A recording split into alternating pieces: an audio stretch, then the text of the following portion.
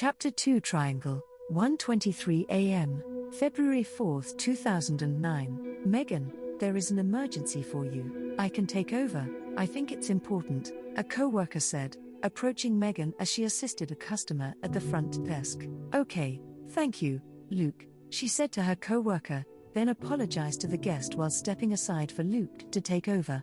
Mr. Delgado's office, Luke added. She hurried to her supervisor's office. Mr. Delgado stood as she entered his office. Megan, I'm sorry, he spoke abruptly. Sorry, for what? She gave him a nervous smile as butterflies hit her stomach. You take as much time as you need, he continued, stepping from around his desk and giving her a hug. Mr. Delgado, you are scaring me. Tears began to well in her eyes. Instinctively she knew that her worst nightmare had come true. Your brother. He paused, not knowing how to tell her the terrible news. However, Megan could pick up enough from his reaction to know where the conversation was going. Still, she did not want to believe it. What did he do now? She asked, hoping it wasn't what she was thinking. He's a dead sweetie. Without a word, Megan rushed out of his office and to her locker. She didn't want to hear any more.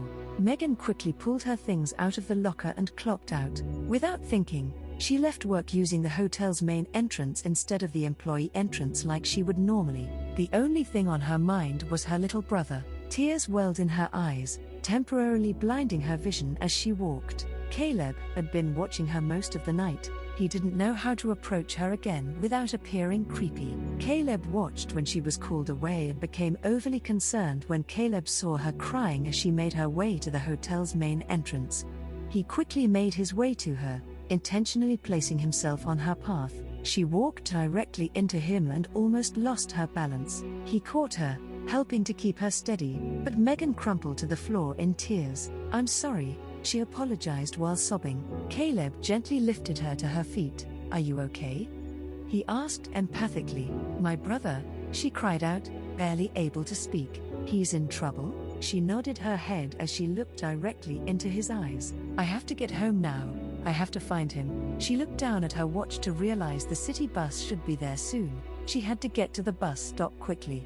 I'm sorry, sir, she apologized once more, then rushed off to catch her bus. Kaleb followed her. He had no intention of letting her go and now feared he would never see her again. He called out to her, but she was focused on catching the bus. It was a long walk and difficult to move quickly through the thick incoming crowd. By the time Megan made it out to her bus stop, she had already missed the bus. She didn't want to wait and be forced to listen to her thoughts. Kaleb reached her and tapped her on the shoulder. I can help you, he offered. Who are you? She asked. She had not recognized Kaleb from earlier and found his persistence strange. I'm sorry, I don't mean to come off as weird or creepy. We met earlier when I checked in. My name is Kaleb. Kaleb Ross? Kaleb? Oh yes, the guy with the cat and the supermodel girlfriend. She is not my girlfriend, but yes, that is me. He secretly cursed himself for bringing Simone along on this trip. It had been his mother's suggestion, and for the first time, he regretted listening to his mother. Well, very nice to meet you again, Kaleb, but I have to go. She turned to signal a taxi. I can give you a ride to anywhere you need to go, he offered. Sorry, I don't take rides from strangers, she replied as a taxi cab began to make a way towards her. Megan, he called out her name, getting her full attention. She turned back towards him, baffled by his persistence to help her. What is your issue, dude? I know that this may all seem crazy, but since I met you, I can't get you out of my mind. I may be a little crazy at times, but I'm not the one to hurt anybody in any way possible. I just want to understand what this connection is all about. Why are you so prominent in my mind above all others? Megan folded her arms across her chest. Yay, you got one thing right. You're crazy, and this connection is one-sided. However, I can help you solve your problem. She grabbed his balls and squeezed.